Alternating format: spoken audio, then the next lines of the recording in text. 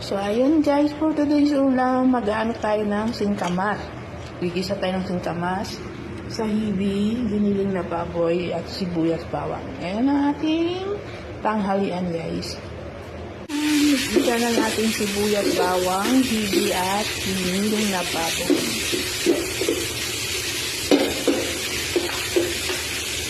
Okay, susunod na natin yung ating singkamas. Ay, nakalimutan ko yung mushroom. Sandali lang.